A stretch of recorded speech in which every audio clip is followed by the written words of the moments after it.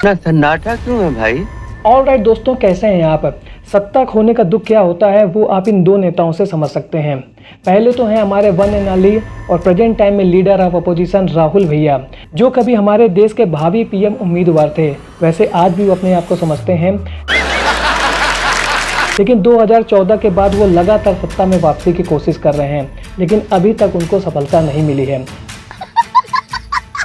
वैसे वो हमारे देश की लोकसभा में लीडर ऑफ अपोजिशन के पद पर पहुंच चुके हैं, जो कि हमारी लोकसभा में विपक्ष की सभी पार्टियों को रिप्रेजेंट करता है। और दूसरे नेता हैं वन एंड ओनली अखिलेश भैया, जो कि कभी उत्तर प्रदेश के सीएम हुआ करते थे, लेकिन 2017 और 2022 के विधानसभा के चुनाव में जनता ने उनको घर पर बैठा दिया है। लेकिन इस पूरी कहानी में ट्विस्ट लोकसभा चुनाव 2024 में आया, जब समाजवादी पार्टी और कांग्रेस के गठबंधन में रहते हुए समाजवादी पार्टी 80 में से 36 सीटें जीतने में सफल रही और बीजेपी को केवल मिली 33 सीटें। वैसे समाजवादी पार्टी की ये सभी सीटें लोकसभा चुनाव 2024 में बीजेपी के द्वारा की गई गलतियों की वजह से आई थी, लेकिन लोकसभा चुनाव 2024 में 36 सीटें जीतने के बाद अखिलेश भैया का सोया हुआ राजनीति का कीड़ा एक बार फिर से जग गया और वे अपने आप को मोदी, योगी और मोटा भाई की तरह एक मंझा हुआ खिलाड़ी अब समझने लगे हैं। अखिलेश भैया ने एक बहुत ही कंट्रोवर्शियल मैसेज किया सोशल मीडिया साइट एक्स पर।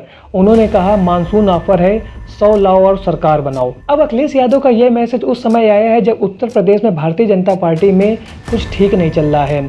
डिप्टी सीएम केशव प्रसाद मौर्य और सीएम योगी आदित्यनाथ के बीच में एक राजनीतिक खींचतान चल रही है। वैसे उत्तर प्रदेश के डिप्टी सीएम केशव प्रसाद मौर्य दिल्ली भी गए थे, जहाँ पर उनकी मुलाकात बीजेपी के कोर मेंबर से हुई थी, लेकिन बाद में मैसेज यही आया कि उत्तर प्रदेश के सीएम तो योगी ही रहेंगे। अब माना यह जा रहा है कि अखिलेश यादव अपने आप को सस्ता अमित शाह समझ रहे हैं। जैसे बीजेपी ने महाराष्ट्र और मध्य प्रदेश में शिवसेना और कांग्रेस की सरकार को राजनीतिक दांवपेच खेल करके धराशायी कर दिया था, कुछ ऐसा ही अब अखिलेश यादव उत्तर प्रदेश में भी करने की सोच रहे हैं। उनका इशारा शायद केशव प्रसाद मौर्य की तरफ है कि आप 100 विधायक लेकर के आइए और हमारे साथ मिलकर के सरकार बनाइए। वैसे अखिलेश यादव ने अपना ये message social media site x पर एक मजाकिया अंदाज में किया था, लेकिन अखिलेश यादव को कहीं ना कहीं इतना कॉन्फिडेंस बीजेपी खुद दे रही है, क्योंकि बीजेपी के सो कॉल्ड कार्यों से दुखी होकर के ही इस बार जनता ने लोकसभा चुनाव 2024 में सपा और कांग्रेस के गठबंधन को वोट दिया है, जिसकी वजह से लोकसभा इलेक्शन 2024 में इंडिया गठबंधन 43 सीटों को जीतने में सफल रहा है।